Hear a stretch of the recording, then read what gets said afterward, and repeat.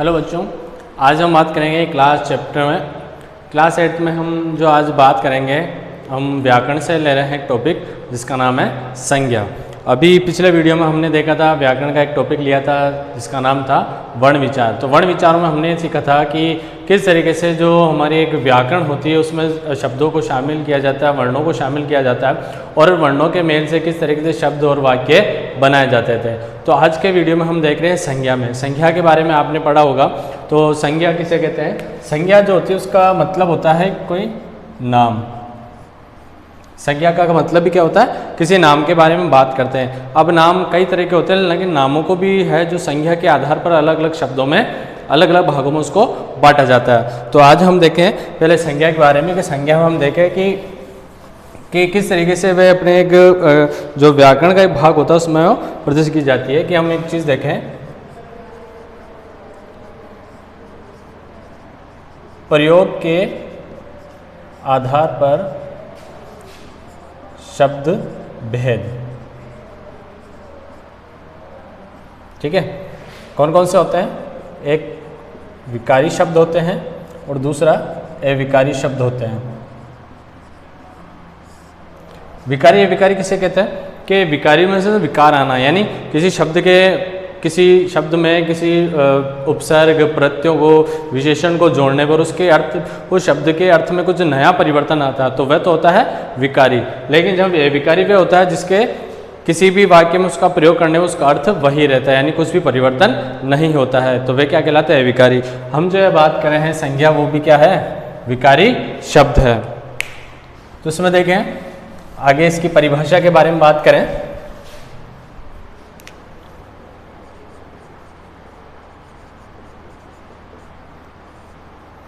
एक सामान्य सी परिभाषा जो कि अलग अलग हम किताबों में या हम साल दर साल जैसे अगली कक्षा में प्रमोट होते रहते हैं, तो हमने देखा हमारी व्याकरण में उसकी परिभाषाओं से लेकर दिक्कत होती है। तो एक साफ स्पष्ट जो परिभाषा है जो इसके लिए मानी गई है वह लिखते हैं कि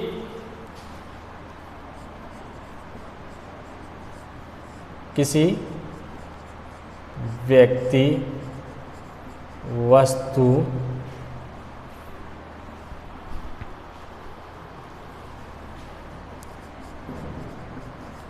प्राणी, भाव, व स्थान के नाम को क्या कहते हैं? संज्ञा कहते हैं। ठीक है, तो इसमें हम देख रहे हैं कि किसी भी व्यक्ति हो, वस्तु हो, प्राणी, भाव या स्थान हो, उसके नाम को क्या कहते हैं? संज्ञा कहते हैं। जैसे हम बात करें, उदाहरण लेते हैं, बात करें तो जैसे व्यक्ति आ जाता है, वस्तु आ जाती है, प्राणी आ जाता है, स्थान ले लेते हैं। ठीक है, अब से देखें व्यक्ति के जैसे नाम राम होता है, मोहन होता है, सविता होता है। वस्तु में देखें पानी हो सकता है, पर्वत हो सकता है, पुस्तक,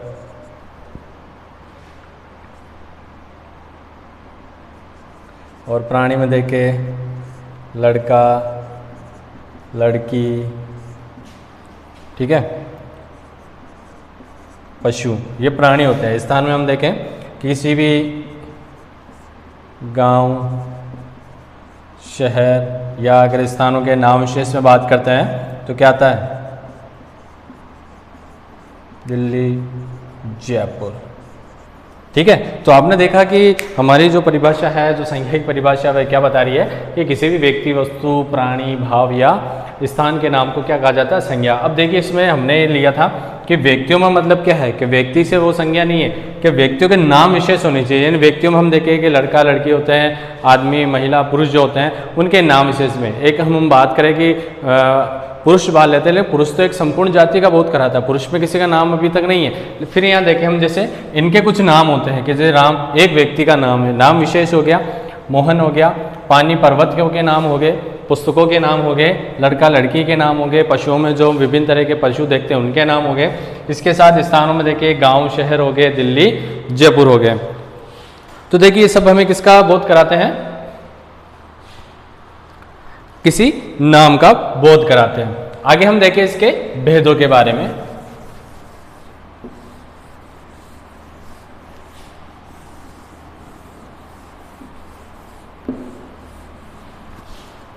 संज्ञा के भेद।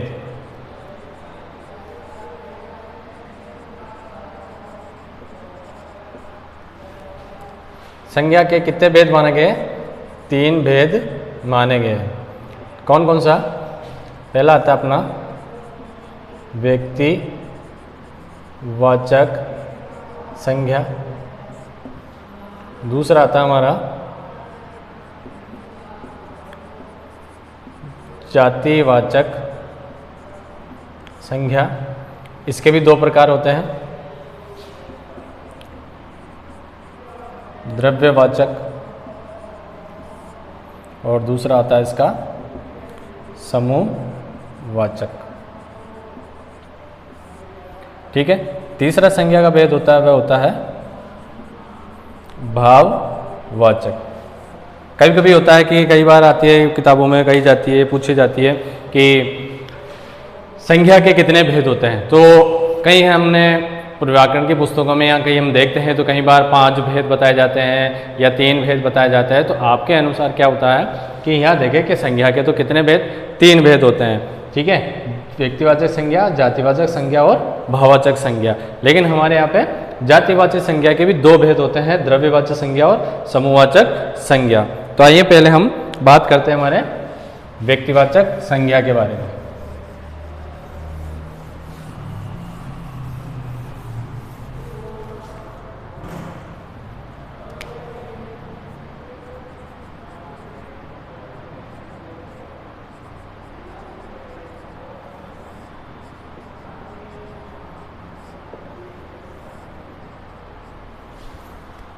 तो बात करें पहले व्यक्तिवाचक संज्ञा के बारे में, तो इसकी परिभाषा है जो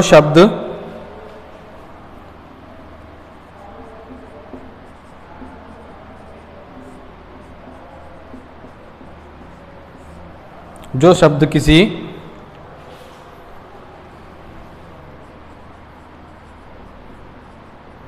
विशेष या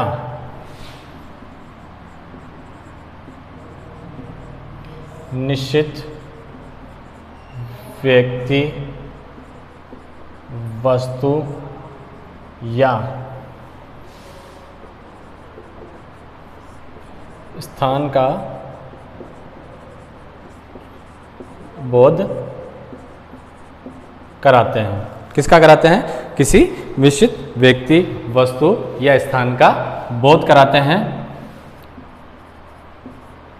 उन्हें क्या कहा जाता है? उन्हें व्यक्ति वाचक संज्ञा कहते हैं। ठीक है, यानी इसमें क्या देख रहे हैं हम कि जो कोई शब्द किसी विशेष या निश्चित व्यक्ति, वस्तु, स्थान का क्या कराते हैं? बोध कराते हैं, और उन्हें क्या कहा जाता है? व्यक्तिवाचक संज्ञा कहा जाता है। जैसे हम यहाँ देखें, निश्चित भी है। ठीक है, तो जैसे इसमें हम लेते हैं कि ये नाम आता है महात्मा गांधी, ये एक व्यक्ति विशेष का नाम है।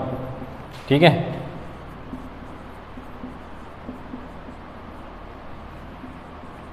विवेकानंद,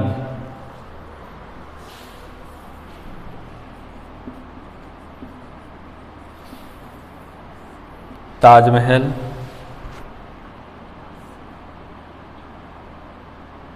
पुस्तकों के नाम में ले, वस्तु के नाम में ले,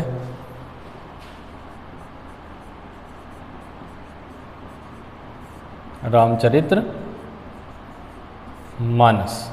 ठीक है, तो ये रहे थे जिसमें कि संज्ञा के भेदों में कि जो व्यक्तिवाचक संज्ञा होती है उसके जो भेद होते हैं, तो इसमें देखिए इसके उदाहरण जो होते हैं कि इसमें किसी व्यक्ति विशेष का, वस्तु का क्या होता है? निश्चित नाम होता है, तो नाम को इसमें कहा जाता है। जैसे महात्मा गांधी है, विवेकानंद है, ताजमहल है, रामचरित मानस है।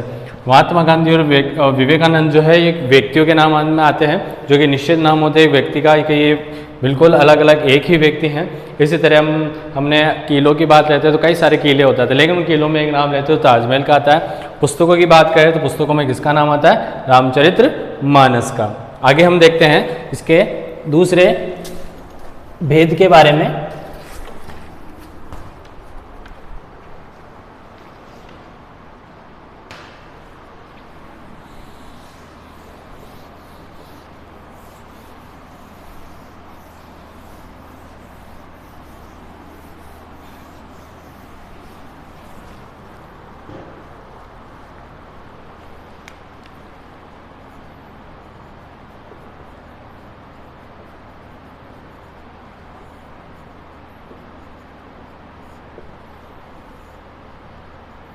जातिवाचक संज्ञा।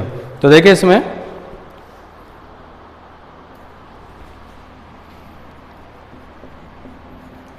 जो संज्ञा शब्द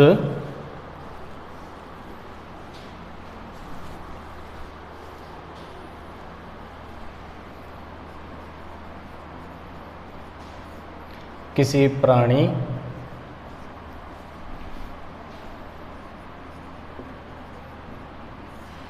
पदार्थ या समूह का बोध कराते हैं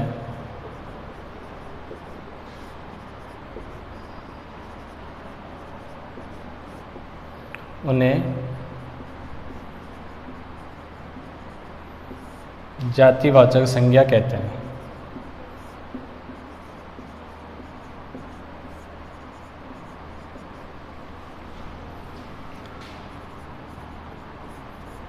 ठीक है कि जातिवाचक का मतलब क्या होता है कि जो संज्ञा शब्द किसी प्राणी, पदार्थ या समूह का बोध कराते हैं। इसमें क्या होगा कि पहले तो हमने देखा था कि व्यक्तिवाचक में किसी का नाम आता है, चाहे वह व्यक्ति का हो, वस्तु का हो, किसी का भी हो, उसमें उसका नाम आता है। लेकिन हम यहाँ देख रहे हैं अब जातिवाचक है जो क्या करेगा, उसकी जाति का बोध कराता है, उसके समूह का क्या कराता है, बोध कराता है। जैसे लड़का, लड़की,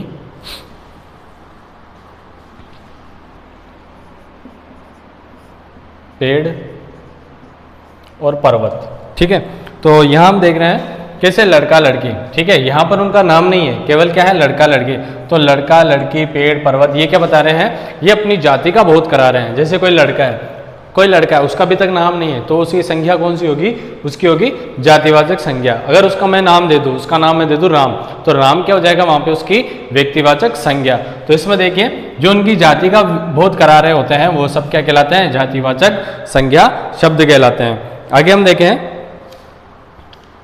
कि हमारे यहाँ पे जो प्रश्न आते हैं उनमें अधिकतर होता है कि व्यक्तिवाचक संज्ञा भाववाचक संज्ञा में या व्यक्तिवाचक संज्ञा को जातिवाचक संज्ञा में परिवर्तित करते हैं, या ऐसे कई शब्द होते हैं जिनका एक दूसरे में प्रयोग किया जाता है, उनमें परिवर्तन किया जाता है। तब देखिए उनमें शब्दों में किस तरह के परिवर्तन होते हैं। तो आगे देखिए जैसे यहाँ तक आपको समझ में आया होगा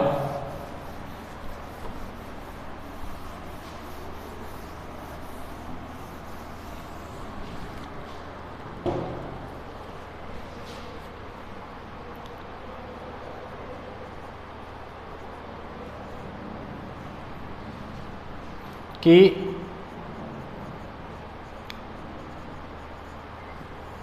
व्यक्तिवाचक संज्ञा का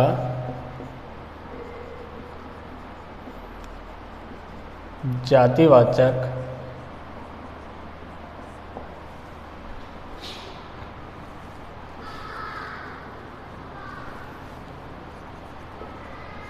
के रूप में प्रयोग।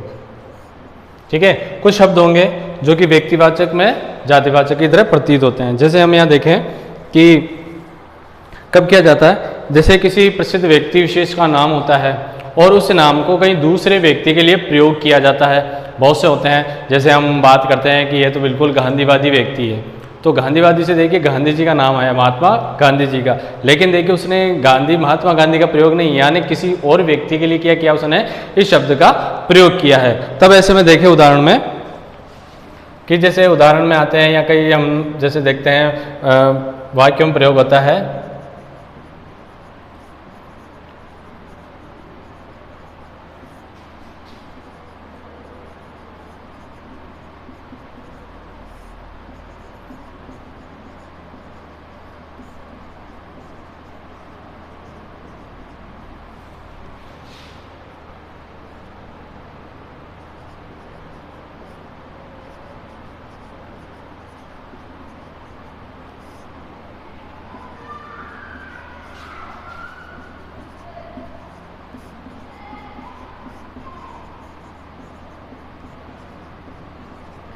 ठीक है।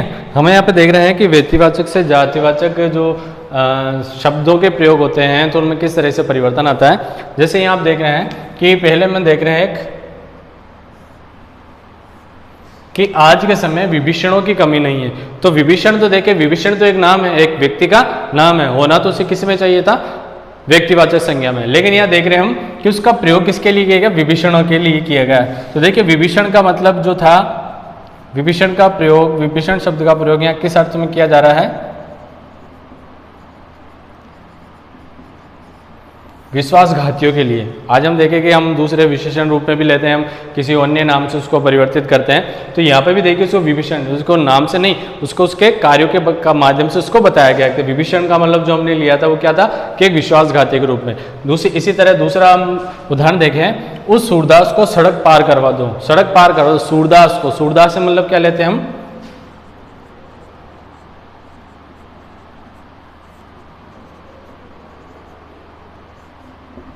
अंधा व्यक्ति के, यानी कोई अंधा व्यक्ति होता है तो उसे किस उपनाम से संबोधित किया जाता है, उसको सूरदास के नाम से संबोधित किया जाता है। तो यानी एक अंधा व्यक्ति है, उसे क्या कहा जा रहा है कि उस बेचारे को क्या करवा दो, सड़क पार करवा दो। तो यानी यहाँ पे जो होता है कि जैसे सूरदास भी एक नाम विशेष था, लेकिन यहाँ पे क्या करा है, किसी अन्य व्यक्ति जो उसी के समान क्या है, अंधा है, तो उसके लिए क्या शब्द का प्रयोग किया, सूरदास का प्रयोग किया गया। इसी तरह हम देखें हैं कि जातिवाचक संज्ञाओं के शब्द भी किस में आते हैं, व्यक्तिवाचक संज्ञा में।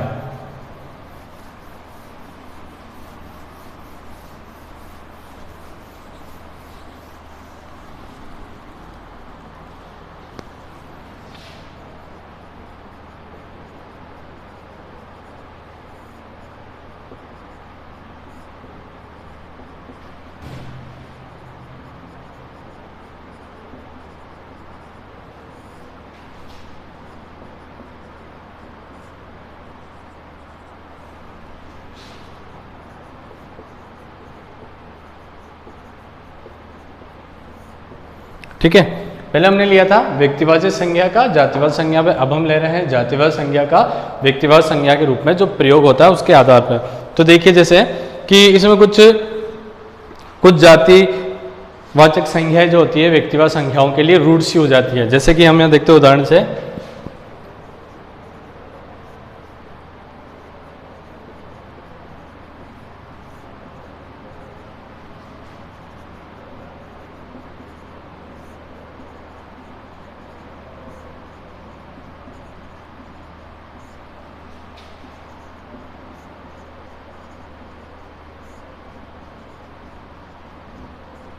ठीक है। अब इस शब्द से लेते हैं कि नेताजी ने आजाद हिंद फौज का गठन किया था। अब यहाँ देखते हैं हमारे जो नेता होता है, ठीक है, समूह का, वो किसका बोध कराता है,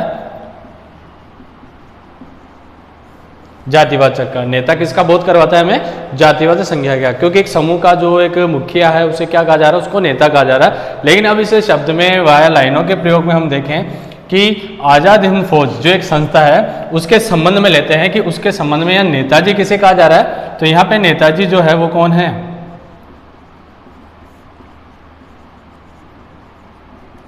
सुभाष चंद्र बोस के बारे में कहा जा रहा है। तो अगर ऐसे शब्द या ऐसे वाक्यों का प्रयोग होता है, ऐसे शब्दों के रूप में आते हैं, तो हमें उनके नाम से समझना। जैसे अभी महात्मा गांधी कहा जाता है। तो महात्मा गांधी का मूल नाम क्या था? मोहनदास करमचंद गांधी, लेकिन उसको उपनाम से किस नाम से संबोधित किया जाता है? महात्मा गांधी से, राष्ट्रपिता से, बापू से संबोधित किया जाता है। अगर वाक्यों का प्रयोग होता है बापू ने आज देश में प्रवचन दिए, बापू ने आज आज़ादी के लिए कार्य किया, तो बापू से मतलब क्या है कि वो मोहनदास करमचंद गांधी के, तो वहाँ पे बापू शब्द किसी का कहा नहीं जाएगा, वो क्या कहा जाएगा? उसको व्यक्तिवाचक संज्ञा के रूप में संबोधित किया जाएगा, उसे वहाँ पर बुलाया जाएगा। आगे हम देखें इसके दोनों भेदों के बारे में।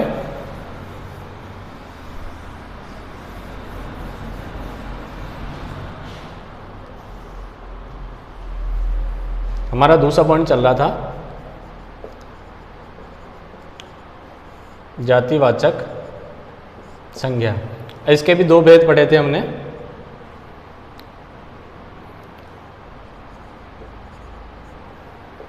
पहला ले रहे हैं यहाँ पे द्रव्यवाचक संज्ञा।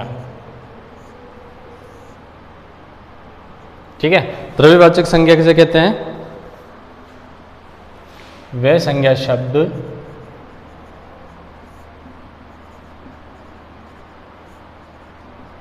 जो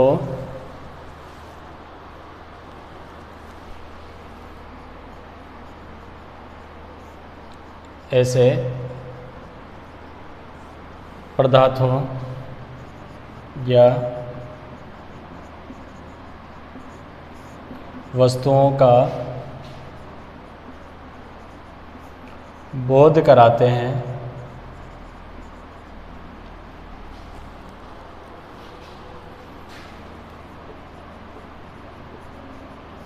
जिनसे वस्तुएं बनती है या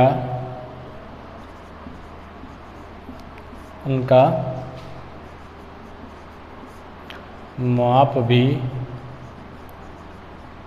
किया जा सकता है। ठीक है, तो यहाँ हम देख रहे हैं कि द्रव्यवाचक संज्ञा क्या होती है कि वे संज्ञा शब्द जो ऐसे पदार्थों या वस्तुओं का बोध कराती है कि जो जिनसे वस्तुएं बनती है या उनका माप भी किया जाता है, कि यानी एक ऐसी वस्तु जिससे और भी वस्तुएं बनाई जाती है उसका मापतोल भी किया जाता है। तो ठीक है, इसमें देखें जैसे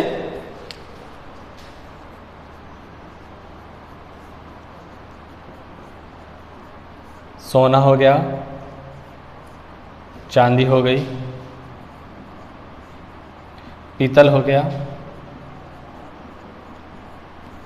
मिट्टी हो गया और दूध हो गया। तो ये ऐसे पदार्थ हैं, ये ऐसी वस्तुएं हैं जिनसे क्या किया जाता है कि दूसरी वस्तु भी बनाई जाती है। सोना जो होता है मूल रूप से जो पत्थर के टुकड़ों के रूप में मिलता है, लेकिन आपने देखा उससे क्या किया जाता है, उसे अलग अलग आकार के अलग अलग तरीकों से उसके क्या बनाए जाते हैं? गहने बनाए जाते हैं। आगे देखिए दूसरा,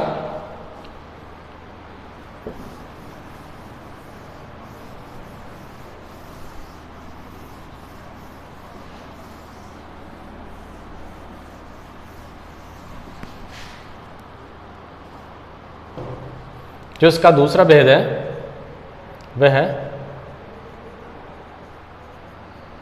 समूहवाचक। समूहवाचक क्या है? संज्ञा।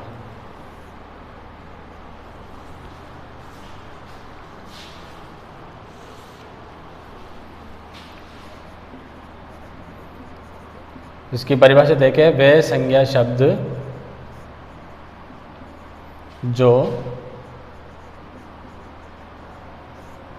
किसी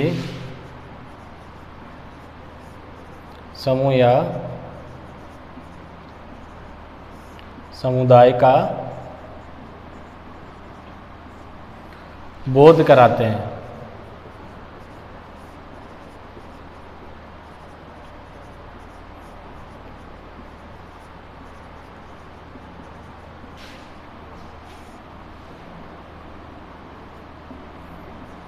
उन्हें समूहवाचक संज्ञा कहते हैं। जैसे सेना, भीड़, जनता, कक्षा, दल। ये सब क्या कराते हैं, किसी न किसी समूह का बोध कराते हैं। अब जैसे इसमें नाम तो दे दिया कि सेना, अब कौन सी सेना, किस तरह की सेना है, भीड़ किस तरह की इकट्ठी होती है, जनता की हो रही है या किसी धर्म में जो मंदिर में गए हैं जनता का है, कक्षा कौन सी कक्षा का जिक्र है, या दल कौन से संगठनों का दल बनता है। तो ये रहे थे इनके जातिवाचक संज्ञा के दोनों भेद। अब हम पढ़ते हैं तीसरे भेद के बारे में।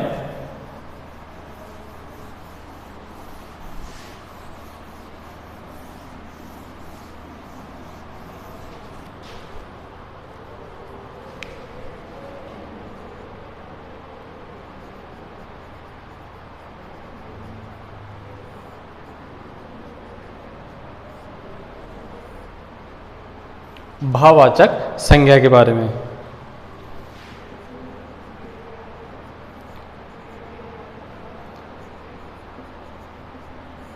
जिन संज्ञा शब्दों से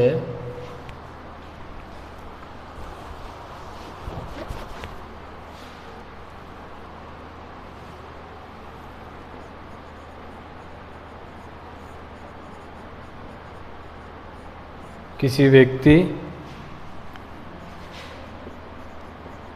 या वस्तु के गुण, दोष, अवस्था,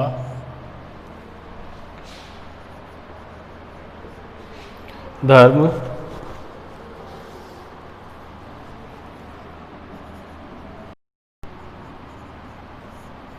इत्यादि का बोध होता है,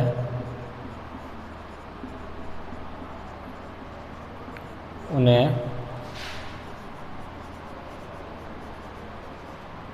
भाववाचक संज्ञा कहते हैं। जैसे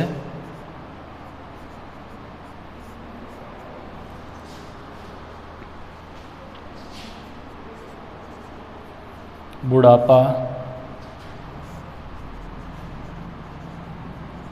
अच्छाई, प्रेम,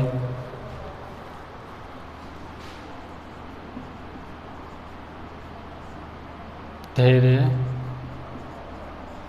और शक्ति। ठीक है बच्चों, तो इसमें क्या है कि भाववाचक संज्ञा कौन से होते हैं कि जिन संज्ञा शब्दों से किसी व्यक्ति या वस्तु के क्या पता लगते हैं हमें, गुण, दोष, उसकी अवस्था, उसके धर्म, उसके शील के बारे में जब हमें पता लगता है, उसका बोध होता है, तो वह कौन सी संज्ञा कहलाती है, वे भाववाचक संज्ञा कहलाती है। जैसे हमने उदाहरण से देखा था कि बुढ़ापा, अच्छाई, प्रेम, धैर्य और शक्ति। आगे हम देखें कि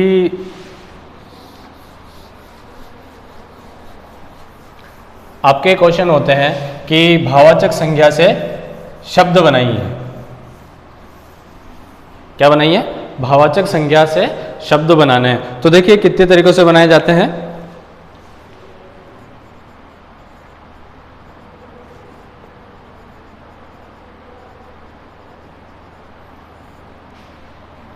भाववाचक संज्ञा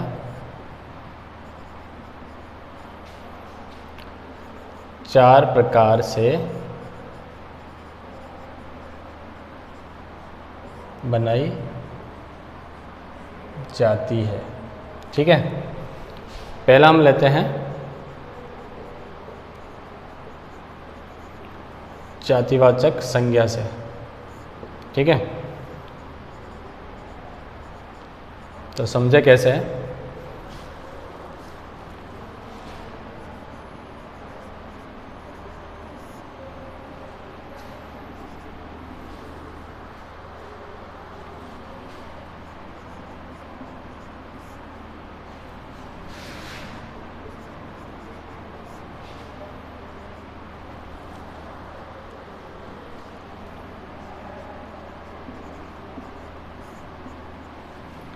ठीक है बच्चों, हमने अभी तक चार शब्द लिए हैं उदाहरण के लिए। तो इनमें देखिए आपने कि ये कौन से शब्द हैं, ये जातिवाचक शब्द है। अब इनसे हम क्या करेंगे, इसको भाववाचक शब्द बनाएंगे। तो देखिए मनुष्य से क्या बनता है, मनुष्यता, मित्र से मित्रता, देव से देवत्व और मजदूर से मजदूरी। इसी तरह सर्वनाम से भी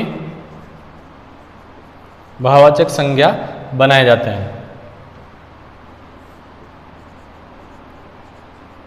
देखें उदाहरण इसका, जैसे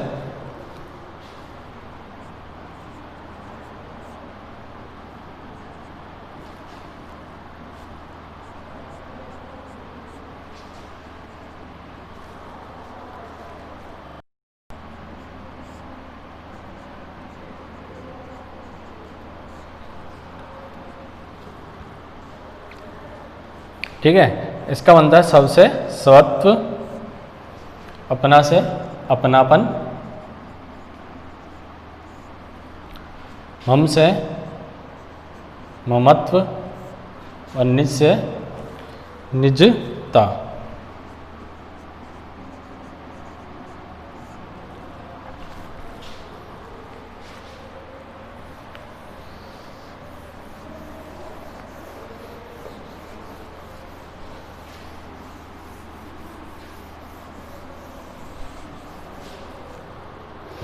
इसके बाद देखें तीसरे विशेषण से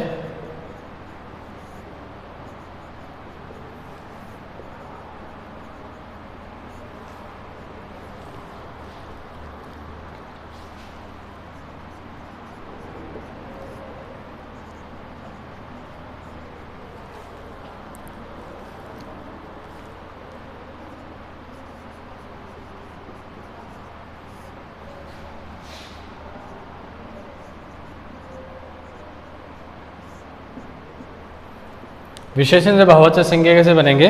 जैसे गहरा से क्या देखी जाती है? गहराई। वीर से वीरता। ये सब क्या है? विशेषण के रूप में। कोई अच्छा सा है, किसी से डरने वाला निडर होता है, साहसी होता है, उसे क्या कहा जाता है? वीर कहा जाता है। तो उसमें कौन से भाव होते हैं? वीरता के। ठीक है। इसी प्रकार जो चालाक होता है उसकी चालाकी। खटा होता है उसके में कौन सा भाव आ जाता है? खटास। इसी तरह आगे देखिए हम क्रिया से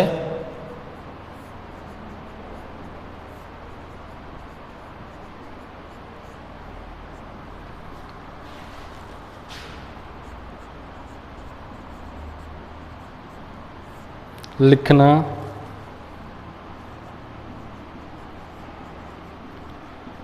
सींचना,